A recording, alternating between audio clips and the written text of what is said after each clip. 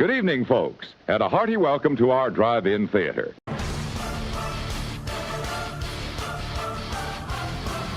If you've seen my videos on Rob Zombie's Halloween films, you know that one of my favorite bands of all time is Nightwish, a rock band that originated from Finland whose music primarily focuses on symphonic metal. If you don't know what symphonic metal is, it's a subgenre of heavy metal that combines heavy metal instruments with elements of orchestral classical music. A good example of this kind of music outside of Nightwish is that version of One-Winged Angel that played during Sephiroth's reveal in Smash Bros.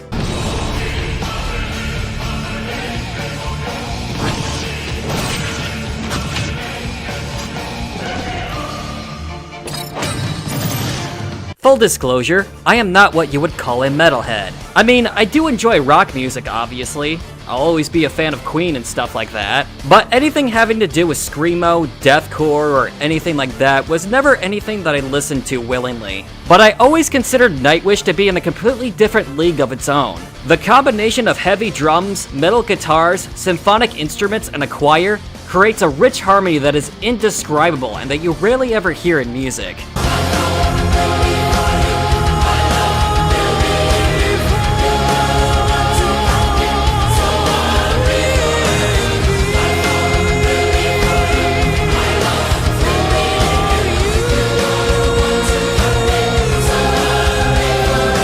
On top of that, the lyrics for most of their songs sound like they were ripped straight from Tolkien and other mythological stories. One of my favorite songs of theirs is The Poet and the Pendulum, and it's the perfect example of what I'm talking about.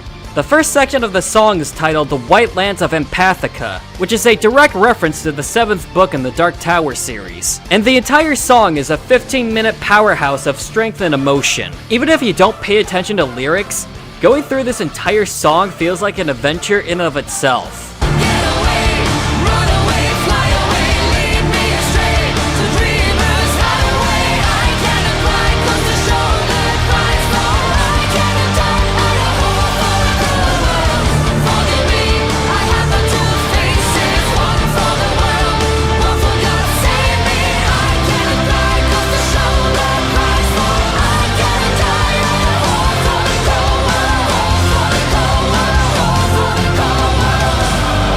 These guys have been around since 1996, and although the song Ghost Love Score was a pretty big meme for a while, I just haven't heard that many people talk about this band.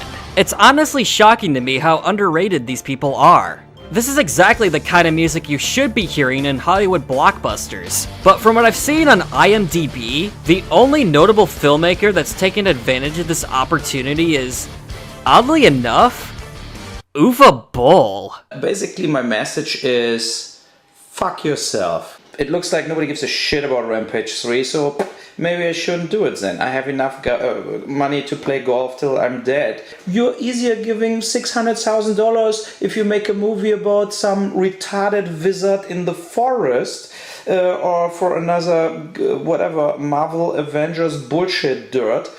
So goodbye and goodbye Hollywood. Yikes. But hey, I've come to find out that Nightwish themselves made a movie titled Imaginaerum, based on their album of the same name. Yeah, much like Rob Zombie, these guys wanted to make movies long before they became a band, and back in 2012 they got their opportunity. Now, when it comes to album movies, I don't have a whole lot of experience with them. I haven't seen Yellow Submarine, or The Wall, or Interstellar 555, so I'm not entirely sure if there's a solid formula to these films. The only album movie I've seen prior to this film was Tommy by The Who, a movie that told its story using nothing but symbolic visuals and lyrics from the album, and I kinda just figured that that's just what an album movie was. Imaginaerum threw a monkey wrench into those expectations. The movie is mostly told through dialogue, and most of the songs used in the movie are just the instrumental tracks. And as someone who's listened to the album multiple times before watching this movie, I was a little disappointed with how underutilized the lyrics were into this film. In particular, there's this one song on the album titled I Want My Tears Back Now.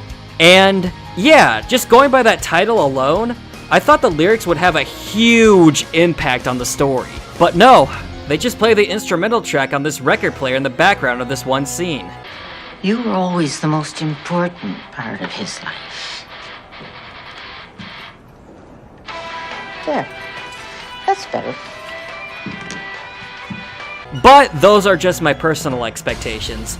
The movie itself is actually pretty solid, all things considered. The best way I can describe this movie that it's basically an Alice in Wonderland-ish kind of experience, where you've got this one character observing this strange world that they're thrown into, but here, there's obviously a heavy metal twist to it. Everything is a lot darker and creepier, and you always feel just as uneasy as the main character in this film. There ends up being a greater point to most of the imagery of Imaginaerum, and it all has to do with a personal story of its main character. That's all I'm really going to say because although the description of the film's IMDb page gives away a lot, I do think this is one of those stories that gets a little more interesting the less you know about it going in. So the budget for this film was about $3.7 million US, which sounds like a lot of money to the average Joe, but considering that the average cost for CGI is $33.7 million, yeah, that's kinda lowballing it.